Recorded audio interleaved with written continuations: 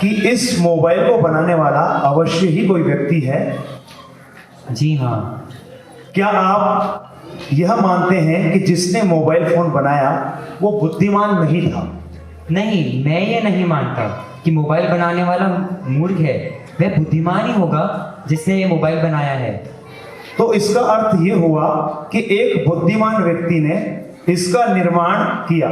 बिल्कुल, इसमें कोई संशय नहीं है।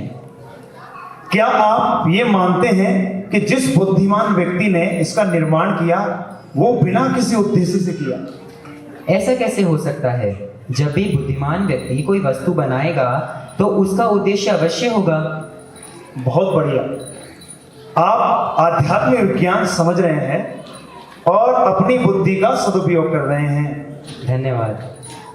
यदि कोई यह मानता है कि मोबाइल अपने आप आ गया या उसको बनाने वाला कोई नहीं था, जिसने मोबाइल को बनाया वह मूर्ख था या उसने मोबाइल बिना किसी उद्देश्य के बनाया, तो आप ऐसे व्यक्ति के विश्वास को सही विश्वास कहेंगे या अंधविश्वास? उस व्यक्ति को बुद्धिमान मानेंगे या मूर्ख? बताइए। ये तो अंधविश्वास है और वह निश्चित रूप से मूर्ख है।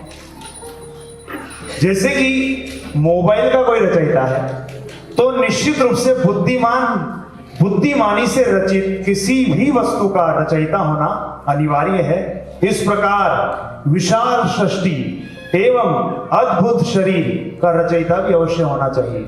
यह तो तार्किक है, सही है। अब इसे समझते हैं। जिसने कैमरे का आविष्कार किया, तो जिसने कैमरे का आविष्कार किया वो व्यक्ति बुद्धिमान था या नहीं? बिल्कुल बुद्धिमान व्यक्ति था और उसे इस आविष्कार के लिए सम्मानित भी किया गया। क्या आप जानते हैं कि कैमरे का आविष्कार किस सदी में हुआ? 19वीं सदी में। मेरे दादा, परदादा, उनके परदादा, उनके परदादा के परदादा, हमारी सारी पीढ़ी में सबके पास कैमरा ही नहीं बल्कि 3D कैमरा था।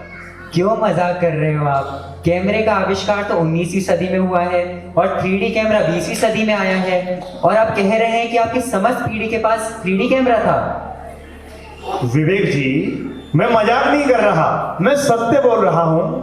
मनुष्य की 2 आंखें जो कि अनंत काल से आपको 3D वीडियो दिखा रही है, आंखें 3D कैमरे से अधिक महत्वपूर्ण है। यदि आंखें देख ना पाए तो 3D कैमरे से खींची हुई फोटो भी आपके लिए निरर्थक है। इसका अर्थ यह हुआ कि 3D आंखों का रचयिता 3D कैमरे के रचयिता से महत्वपूर्ण है। क्या आप इस बात को मानते हैं? जी हाँ, बिल्कुल। आप जो उदाहरण और तर्क देते हैं वो मुझे बातें कर देते हैं बात मानने को। अब आप इस विषय पर विचार कीजिए कि आपकी शरीर में आंखों की तरह कई ऐसे अद्भुत अंग हैं जो शरीर में कार्य कर रहे हैं, जिससे आज भी मेडिकल साइंस पूर्ण रूप से समझने का प्रयास कर रही है और समझ नहीं पाई।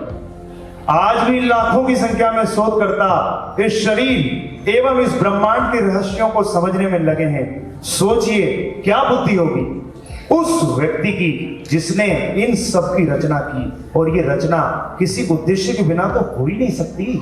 आपने सही कहा, इसके पीछे अवश्य ही कोई उद्देश्य है।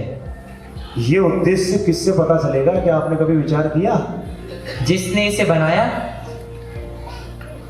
इस विषय पर मैं 2-4 शब्द और कहना चाहूंगा।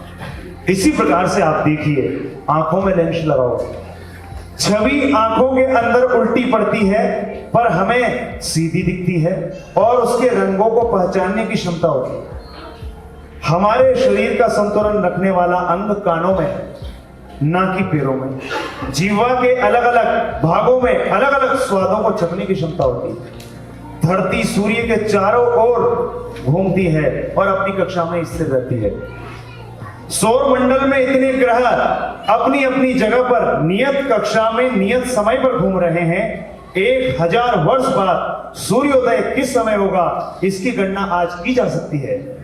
इस सृष्टि का निर्माण एक बुद्धिमान व्यक्ति ने किया है। यह सृष्टि और शरीर तो इस प्रकार की बुद्धिमत्तापूर्ण रचनाओं से परिपूर्ण है। इस बात से यह सिद्ध होती है, इस बात से यह सिद्ध होता है कि इनके पीछे कुछ नियम है और नियम नियंता बनाता है, जिससे सृष्टि सुचारू रूप से कार्य कर सके और लक्ष्य को प्राप्त कर सके।